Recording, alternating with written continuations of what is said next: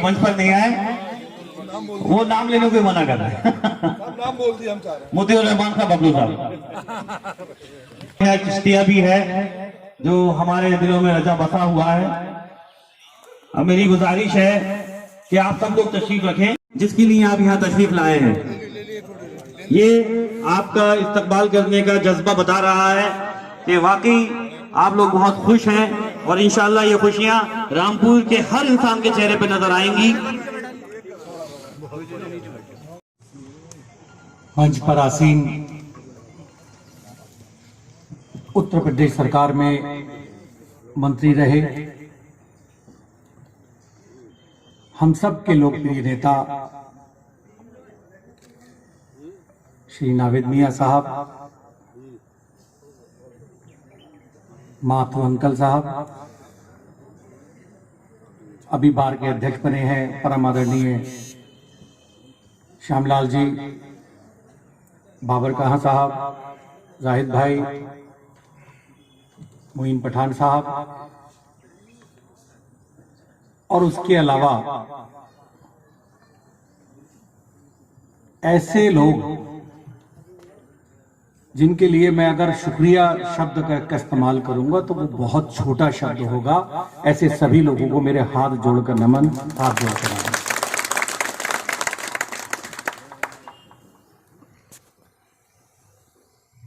सबको पता है ये बात कि जिस तरीके से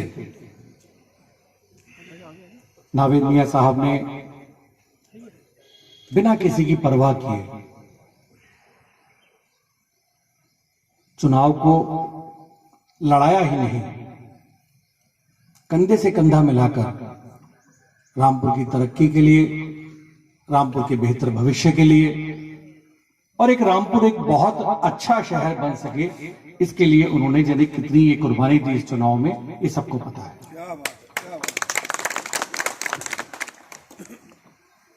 जिस तरीके के चुनाव का माहौल था और उस माहौल में रामपुर के लोग उस चुनाव को बहुत खूबसूरती से चुनाव को जीत कर तरफ लेकर गए, इसके लिए रामपुर की जनता को सलाम। मित्रों, देश आजाद होने के बाद पहली बार यहां भारतीय जनता पार्टी को विजय हासिल हुई, ये सबको पता है। और 46 साल अगर देखें हम, इस 46 साल पहले अगर जाते हैं तो वो जो अंधेरी एक रात थी, उस रात को छटने के बाद और जो नया सवेरा अब आप लोगों के सामने है, उस सवेरे को लाने के लिए रामपुर की जनता को सलाम।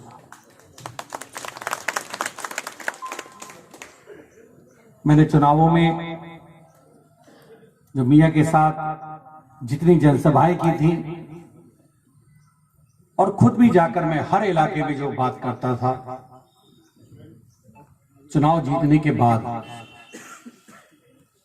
मैं हर एक बात पर बहुत बारीकी से मैंने काम शुरू किया है।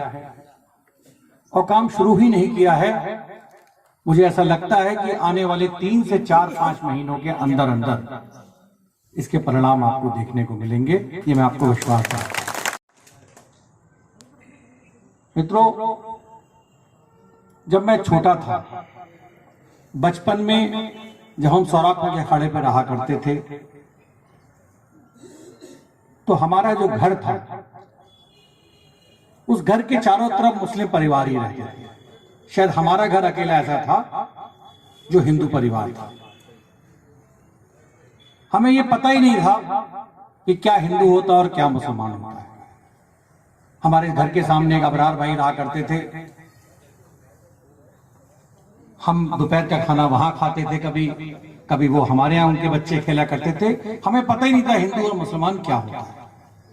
हमें सिर्फ ये पता था कि रामपुर की गंगा जमनी जो तहजीब है वो पूरी दुनिया में मशहूर है, हमें ये पता।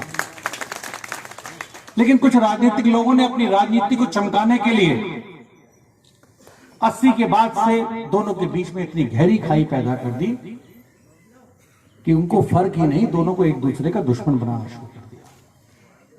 लेकिन आज जिस तरीके का माहौल दोबारा बना है, मुझे पूरा विश्वास है कि आप लोगों के आशीर्वाद से वो जो गंगा जमनी तहजीब थी उसको पूरी दुनिया में हम लेकर जाएंगे, ऐसा मेरा विश्वास है। मैं जब अभी आदरणीय मोदी जी से जब मिलने गया तो मुझे लगा ही नहीं कि मैं पहली बार मिलने जा रहा हूं। आमतौर पे जब कोई मिलने जाता है तो एक फॉर्मेलिटी वाला माहौल होता है, लेकिन जिस तरीके से वो मुझे गर्मजोशी में मिले, लगभग 16 मिनट की मुलाकात में 40 सेकंड तक उन्होंने मेरी पीठ को थपथपाया, और वो मेरी पीठ को नहीं थपथपाया, वो रामपुर की पीठ को थपथपाया। उनको विश्वास है अब कि रामपुर में जो अंधेरी रात थी वो छट चुकी है, और उनको पूरा विश्वास है कि रामपुर में जो नया सवेरा है वो हिंदू और मुसलमान की एकता का प्रतीक बनेगा, ऐसा उनको पूरा विश्वास है। मैंने उनसे बहुत सारी बातें की, लेकिन उन्होंने जिस बात पे सबसे ज्यादा जोर दिया वो था रामपुर की रजा लाइब्रेरी। उन्होंने कहा कि रामपुर की जो रजा लाइब्रेरी है वो एशिया की सेकंड बिगेस्ट लाइब्रेरी है। ये कागजों में है, लेकिन अगर देखा जाए तो एशिया की सेकंड बिगेस्ट नहीं, एशिया की फर्स्ट अगर हम कहेंगे तो उस तरीके की लाइब्रेरी नंबर 1 पर आती है खुदा बख्श लाइब्रेरी, लेकिन अगर हम कंपेयर करेंगे तो रजा लाइब्रेरी उससे भी कहीं ऊपर आती है। उन्होंने ये कहा कि इस पे काम करना है, और आप उनका कहने का भाव समझिए। वो चाहते हैं कि वाकई जो रामपुर है वो अब कम से कम अपनी धरोहरों के नाम से जाना जाए, और इस पे अब हम काम शुरू करेंगे।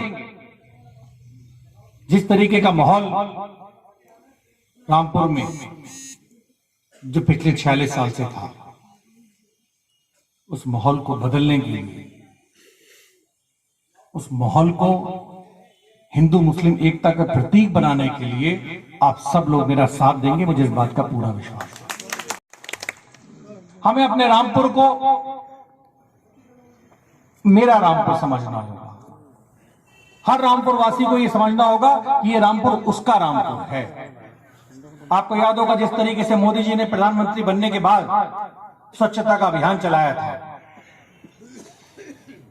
और आज उस अभियान का परिणाम यह है कि हम जब गाड़ी से सफर करते हैं तो एक जो चिप्स का पैकेट होता है उसको फेंकने के लिए 100 बार सोचते हैं कि फेंके या नहीं फेंके, और फिर आखिर में उसको जेब में संभाल के रख लेते हैं। हमें भी रामपुर में इस तरीके का माहौल लाना है। सबसे पहले काम को रामपुर में जो ये स्वच्छता अभियान है, और उसके बाद मैंने कहा था कि रामपुर की तकदीर और तस्वीर बदलनी है। मित्रों, इसके लिए मैं लगा हुआ। योगी जी की जो योजनाएं हैं, आने वाली फरवरी में अभी एक समिट होने वाली है जिसमें उन्होंने रामपुर के लिए 1000 करोड़ का लक्ष्य रखा है, और ये घोषणा उन्होंने चुनाव के बाद की। लेकिन मुझे पूरी उम्मीद है कि इस 1000 करोड़ को मैं 2000 करोड़ में लेकर जाऊंगा। मित्रों, उद्योगों का माहौल यहां शुरू हो चुका है। ऊपर वाले ने चाहा सब कुछ अगर सही रहा तो यहां प्लाईवुड इंडस्ट्रियों की बाढ़ आएगी,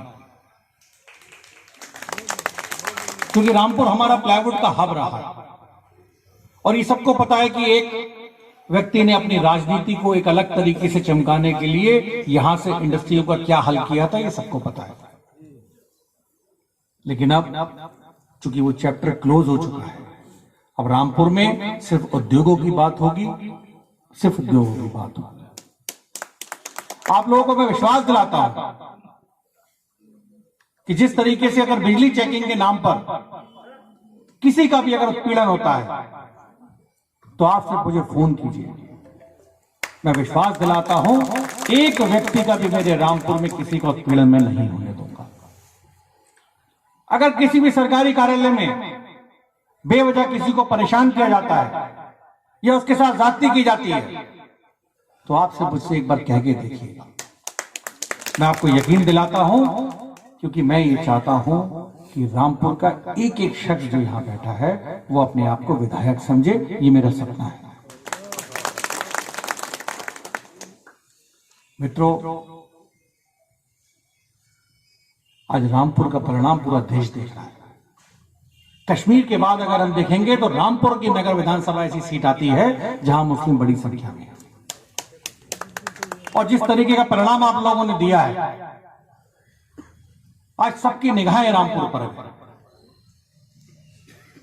और सिर्फ इस वजह से है कि यहां के मुसलमान भाइयों ने ये दिखा दिया है कि हमें कारोबार चाहिए, हमें उद्योग चाहिए, हमें ये फालतू की राजनीति नहीं चाहिए। मैंने जब अमित शाह जी से यहां का जिक्र किया तो उन्होंने भी मुझसे कहा, मैंने उनसे सिर्फ एक बात कहा, मैंने कहा जी मुझे रामपुर में लंबी लकीर खींचनी है, क्योंकि अगर हम किसी दूसरे को मिटाने में लगेंगे तो उससे कोई फायदा नहीं होता। काम ऐसा करना चाहिए कि जिस काम से दुनिया जाए और वो काम रामपुर में करके दिखाएंगे। हम चाहते हैं कि रामपुर की जो खोई हुई गरिमा थी, जो रामपुर में एक जमाने में रामपुर को उद्योग नगरी कहा जाता था, वो सम्मान रामपुर को वापस मिले, ऐसा हमारा विश्वास है। मित्रों, जिस तरीके से चुनाव में आप लोगों ने दिन रात एक करके एक चुनाव को इस तरीके का माहौल बनाया कि पहले दिन से ही यहां के लोगों ने भी तय कर लिया था कि यहां से चुनाव जीत रहे हैं। जिस तरीके से यहां हमारे भारतीय जनता पार्टी के कार्यकर्ताओं ने और आप सब लोगों ने मिलकर दिन रात एक करके मेहनत करके यहां जो चुनाव को जिताया, उसके लिए मैं यहां की जनता का जीवन भर आभारी रहूंगा। यहां के चुनाव को जीतने के बाद जिस तरीके का मैं माहौल मैं दिल्ली और लखनऊ में मैंने देखा, मुझे ये विश्वास हो गया कि वो लोग भी चाहते हैं कि रामपुर के लिए कुछ बड़ा करना है। और मित्रों, अगर सही दिशा में और अगर सही के लिए लड़ा जाए तो ऊपर वाले को भी नीचे जमीन पर आना पड़ता है। ये मैंने अपने आप ये खुद देख लिया है। जिस तरीके से ऊपर वाले ने मदद की और रास्ते बनाए, और इस तरीके के रास्ते बनाए कि रामपुर में एक आपके बीच का विधायक बन सके, ये सब आप लोगों के सामने है। मित्रों, मैं हमेशा आप लोगों के बीच हूं। मैं आप लोगों से बीच बीच में सजेशन मांगता रहूंगा और मैं कोशिश करूंगा कि 4.5 साल में मैं रामपुर के लिए वो कर पाऊं कि जो वो 50 साल में नहीं कर पाए। और इसके लिए मुझे आपका आशीर्वाद चाहिए होगा। अच्छे रामपुर को, बेहतर रामपुर को बनाने के लिए मैं किस तरीके के काम कर सकूं, उसके लिए मुझे आपके सजेशन चाहिए। और मैं आपको विश्वास दिलाता हूं कि आपने जो मुझे सम्मान दिया है, मैं आपके उस सम्मान को कई गुना बढ़ाने का काम करूंगा। ये मैं आपको विश्वास दिलाता हूं।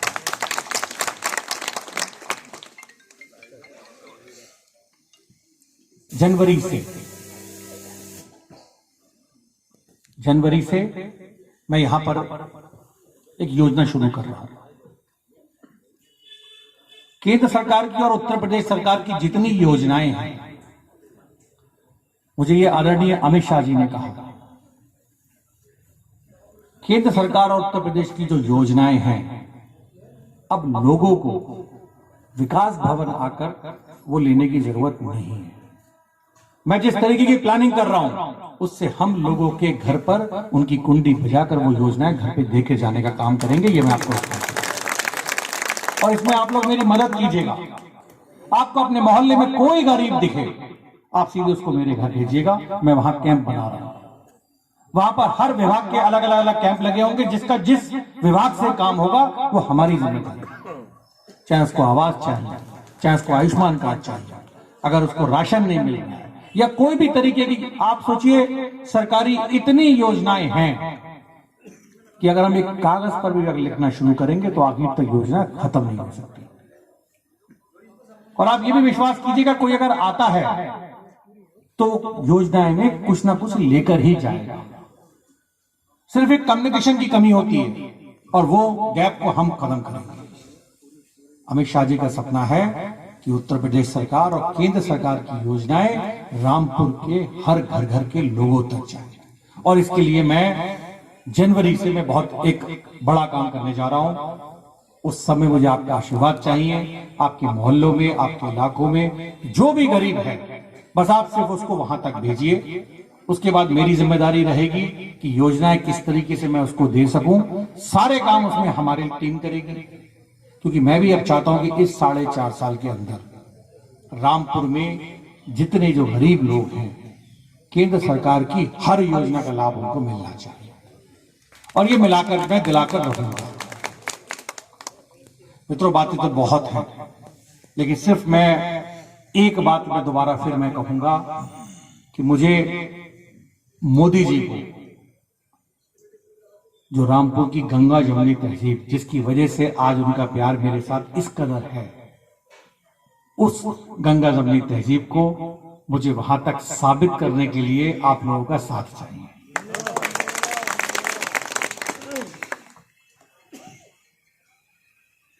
ये कोई बहुत बड़ी बात है ही नहीं। यहां जितने लोग बैठे हैं वो एक ही बहुत मुअज्जिज लोग बैठे हैं। और यहां बहुत से लोग ऐसे बैठे हैं जिन्होंने पुरानी राजनीति देखी है। और आज जिस तरीके से यहां सब बैठे हुए लोगों के चेहरे पे खुशी है, वो इस बात को साबित करती है कि अपने नए रामपुर का निर्माण अब शुरू हो चुका है। मित्रों, बातें तो बहुत है करने के लिए, लेकिन मैं हमेशा आपके बीच रहूंगा। हमेशा मैं 24 घंटे में आपकी सेवा के लिए उपलब्ध हूं। कभी कोई भी काम है, सीधे आप मुझसे संपर्क कर सकते हैं। मेरा नंबर, सब किसी के पास मेरा नंबर है। मैं चुनावों में मैं ये बात बोलता था कि 100 नंबर की गाड़ी तो बाद में आएगी, उससे पहले मैं आप लोगों के बीच हूंगा। वही बात मैं आज भी यहां मैं कह रहा हूं। सिर्फ एक मेरा नंबर आप मिलाइएगा, मैं हमेशा आपके बीच रहूंगा। किसी भी कीमत पर मैं अपने रामपुर के यहाँ के नगरवासियों का उत्पीड़न मैं किसी कीमत पर नहीं होने दूंगा। हमेशा मैं आपके साथ हूं। किसी भी तरीके की कोई दिक्कत हो, आप मुझे बताएंगे, ऐसा मेरा विश्वास है। और मैं आपको ये विश्वास दिलाता हूं कि आपकी एक एक दिक्कतों को मैं खुद बैठ कर दूर करूंगा। जय हिंद, जय भारत।